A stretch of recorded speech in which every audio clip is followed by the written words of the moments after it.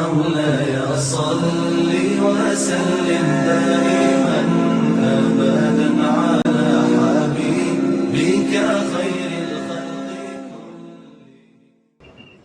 الحمد لله رب العالمين والرحمن علم القرآن خلق الإنسان علمه البيان. أشهد أن لا إله إلا الله وحده لا شريك له الملك القدوس السلام. وأشهد أن سيدنا ونبينا محمدا عبده ورسوله الذي لا رسول ولا نبي بعده.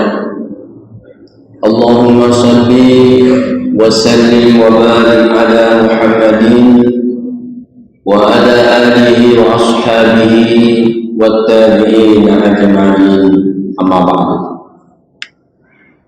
قال الله تعالى في كتابه الكريم وهو أصدق القائلين: شهر رمضان الذي أنزل فيه القرآن هدى للناس وبينات من الهدى والفرقان. Al-ayat. Shadaqallahul azim. Para bapak dan ibu, saudaraku sekalian, ikhwafillah rahimakumullah. Tiada satu kata yang pantas kita ucapkan pada malam hari ini melainkan memuja dan memuji syukur atas segala kenikmatan dan anugerah Allah yang sudah kita rasakan bersama. Semoga kita bisa melanjutkan kembali aktivitas ibadah di bulan Ramadan. Semoga sampai di akhir Ramadan kita selalu teguh dan semangat serta istiqomah di dalam ibadah pada Allah Subhanahu wa taala. Saudara sekalian, Rasulullah SAW pernah mengalami satu musibah dan dirundung penderitaan. Pertama, Rasulullah ketika ditinggal oleh Khadijah, istri beliau yang tercinta, dan berturut-turut di tahun itu Rasulullah setelah ditinggal wafat istri beliau Khadijah Al-Kubra itu ditinggal mati juga oleh paman beliau, yaitu Abu Thalib, yang selalu pasang badan ketika Rasulullah mendapatkan ancaman dan intimidasi orang-orang kafir. Rasulullah ditinggal wafat istri beliau dan paman beliau. Rasulullah sedih, susah, tapi tidak mengeluh dan tidak mengadu kepada Allah. Namun saudara sekalian, di tahun itu juga sebelum hijrah, Rasulullah SAW itu berangkat melanjutkan dakwah beliau menuju Taif. Namun penduduknya menolak dakwah Rasulullah SAW dan ditinggal begitu saja. Setelah Rasulullah mengalami penderitaan, dilempari batu, Rasulullah susah dan bersedih, tapi Rasul tidak mengeluh dan mengadu kepada Allah. Namun kita dapati di dalam Al-Quran, rupanya Rasulullah SAW bukan hanya sedih dan susah melihat umatnya, tapi Rasulullah SAW justru mengeluh dan mengadu kepada Allah, dan diabadikan di dalam Al-Quran itu keluhan dan aduan Rasulullah kepada Allah tentang umatnya ini yang tidak memperhatikan Al-Quran, sehingga diabadikan oleh Allah di dalam surah Al-Furqan ayat 30, wa qala ar-rasul ya rabbi inna qaumi ittakhadhu hadzal qur'ana mahjura Berkatalah ya Rasul itu, ya Rabb, sesungguhnya umatku ini, kaumku ini telah menjadikan Al-Quran itu barang yang disia-siakan, acuh, tidak peduli dan tidak mengindahkan. Lebih-lebih di bulan suci Ramadan yang disebut Syahrul Quran, di mana pertama kali Al-Quran itu diturunkan di bulan Ramadan. Nah, umat ini kalau sampai tidak memperhatikan dan menyia-nyiakan Al-Quranul Karim, sangat rugi sekali. Dari situlah sampai mengapa Rasulullah mengeluh dan mengadu kepada Allah. Ibnu Qayyim al-Jauzi menjelaskan apa sebetulnya yang diadukan Rasulullah kepada Allah tentang umat ini, kurangnya intensitas interaksinya terhadap Al-Quran Karim.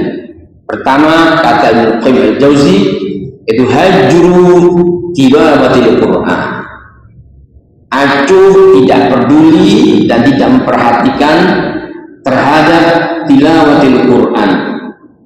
Sebetulnya bagaimana interaksi kita terhadap Al-Quran ini seperti kita berinteraksi dengan Allah Subhanahu wa Ta'ala. Sebab kalau kita ini ingin diajak dialog, ingin diajak bicara oleh Allah Subhanahu wa Ta'ala, bacalah Al-Quran. Kata ulama juga, siapa yang ingin mengajak bicara Allah Subhanahu wa Ta'ala, dirikan ibadah sholat yang di dalamnya juga ada bacaan Al-Quran. Dan saudara sekalian rahmat Allah Subhanahu wa Ta'ala, bagaimana minimal ambang batas minimal kita membaca Al-Quran di setiap harinya, supaya kita tidak dianggap sebagai umat yang acuh dan tidak peduli terhadap Al-Quran. As-Suyuti menyebutkan kita setiap hari harus menghatamkan Al-Quran itu 1 juz. Berarti kalau menurut As-Suyuti, kalau kurang dari 1 juz, kita dianggap melalaikan dan acuh serta tidak peduli terhadap Al-Quran Karim.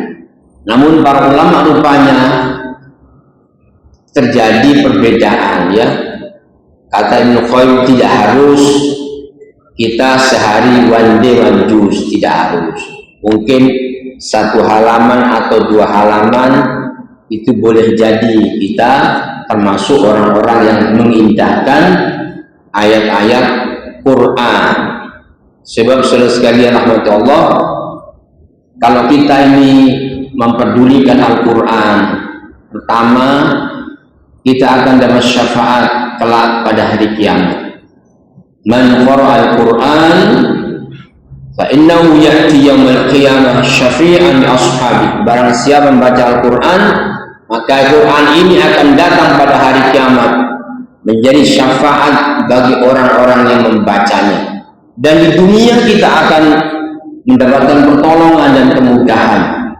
Karena itu Rasulullah bersabda, Allah berfirman, ini hadis qudsi, kata Allah Subhanahu wa Ta'ala, man syaghalahu, barang siapa yang disibukkan qira'atul Quran, dengan bacaan Quran, an dzikri wal mas'alati wa mas'alati, kata Allah, barang siapa yang disibukkan dengan bacaan Quran dan zikir kepadaku, maka a'taituhu, akan aku beri dia itu afdhalah, yang lebih utama dari orang yang u'tiya minas sa'ilin, orang yang sekedar hanya berdoa dan meminta pada Allah Subhanahu wa Ta'ala, tapi sibuklah dengan Al-Quran. Orang akan mengatakan, nanti kerja kita terganggu. Tidak, kata ulama, ya, itu pengalaman para ulama. Katakanlah urusan dunia kita ini diselesaikan sehari itu mulai pagi sampai sore baru selesai. Tapi kalau kita sibuk dengan Al-Quran, memperhatikan bacaan-bacaan Quran, nanti bisa jadi waktu itu dikurangi Allah. Urusan dunia itu hanya setengah jam atau setengah hari bisa selesai, karena kita disibukkan dengan Al-Quran. Karena yang mengatur hidup ini adalah Allah Subhanahu wa Ta'ala, ya. Ini yang pertama. Yang kedua adalah hajru sima'il Quran, yaitu acuh tidak peduli terhadap apa? Menyimak bacaan Quran. Ini bagian dari ibadah ini. Karena kata Nabi, ya, tilawatil Quran, menyimak ini termasuk bagian ibadah. Karena Rasulullah Muhammad SAW itu mendengar bacaan Abu Musa al-Ash'ari. Rasulullah mengendap-endap di rumah Abu Musa al-Ash'ari mendengarkan bacaan Qur'annya, sampai Rasulullah kemudian besoknya memuji bahwa kau memiliki suara seperti mazamir Ali Daud, ya, indahnya seperti seruling keluarga Daud. Karena Rasulullah menganjurkan kepada kita mendengarkan Quran dan membacanya dengan sebaik-baiknya. Yang Quran ini pastilah harus berbahasa Arab, ya. Jangan sampai kita terpengaruh dengan ajaran apa Islam Nusantara yang membelokkan karena bencinya dengan Arab itu, ya. Qurannya mau dirubah juga yang begitu indah. Kalau kami ya mau Islam, tapi saya nggak mau Arab, gitu, ya. Kalaupun mau menerima Quran, saya nggak mau menerima Quran yang Arab, tapi Quran yang terjemahannya saja bahasa Indonesia, ya kan? Itu mau merusak ajaran Islam ini, ya, gaya Islam Nusantara. Kalaupun mau dengan Quran yang berbahasa Arab, kami membacanya tidak mau dengan gaya Arab, gaya Nusantara, kan jadi rusak. Ulama kita sudah memberikan contoh supaya kita mendengar Quran itu dengan indah, berubah-ubahnya, ya, dengan lagu hidungan idza jaa nasrullahi, rusak semua. Bahkan ada kan bacaan Quran sekarang itu dibuat gaya rock and roll, ya, insyaallah rusak semua. Yang fasik, rusak semua bacaan Quran. Syekh kita ini sudah ada syekh dari bin aini jid Palestina, bin ahsan, ya, di qiraatul Quran bagus sekali. Syekh kita ini sudah memberikan contoh Quran yang bagus, malah mau dirusak, ya.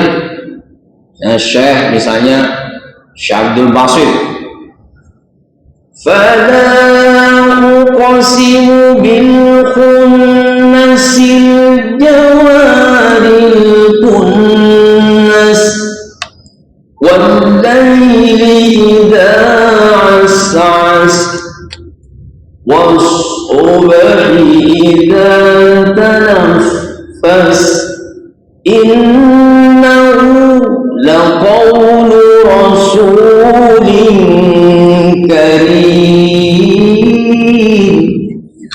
Enak begitu loh, ya, dirubah-rubah bacaan Quran. Ini kita mendengar, ini bagian dari ibadah. مولاي صل وسلم دائما